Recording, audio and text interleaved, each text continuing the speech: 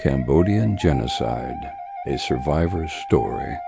Episode 5, The Geography of Survival.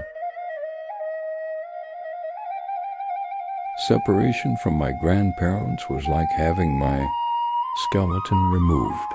I was assigned to the children's unit, a world run by children for the Angkar.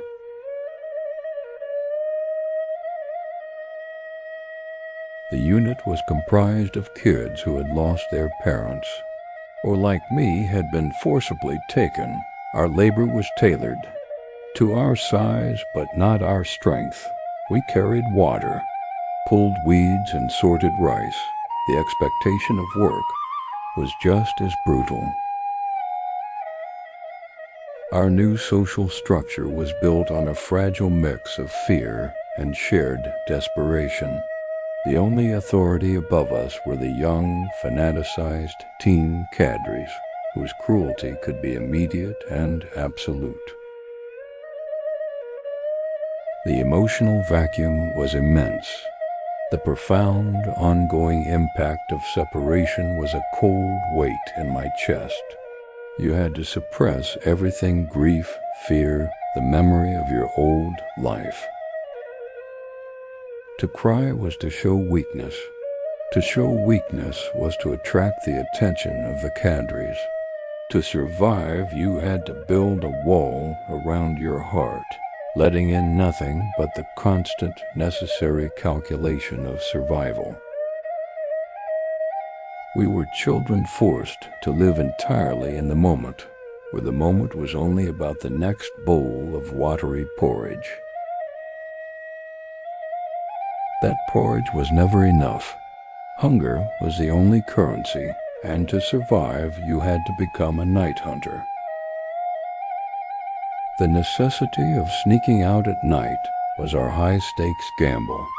The smallest sound, the weakest light, could draw a cadre patrol. Being caught foraging meant certain brutal punishment, sometimes execution.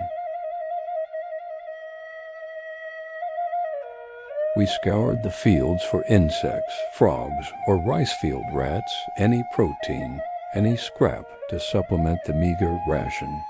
This night hunt was not an adventure. It was a desperate, primal response to the Angkar's deliberate starvation.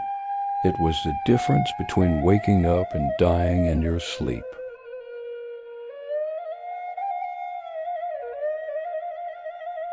The toll of starvation and labor was constantly visible. Sickness was rampant. Malnutrition, dysentery, exhaustion. They were our true executioners. We learned a grim arithmetic. Every morning, fewer children woke up. Execution was swift, but disease and exhaustion were slow, grinding certainties. The Angkar needed labor, but it had no compassion for the frail or the sick. For a child, the sight of a peer collapsing and dying was not a tragedy. It was a chilling statistic that reinforced the fragility of your own existence. Death was always a near neighbor.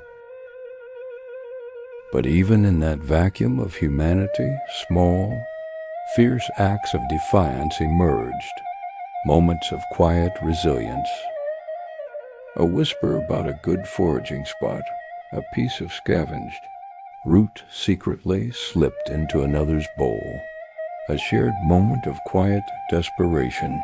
These weren't political acts. They were essential acts of humanity that defied the Angkar's attempt to turn us into purely selfish, isolated animals.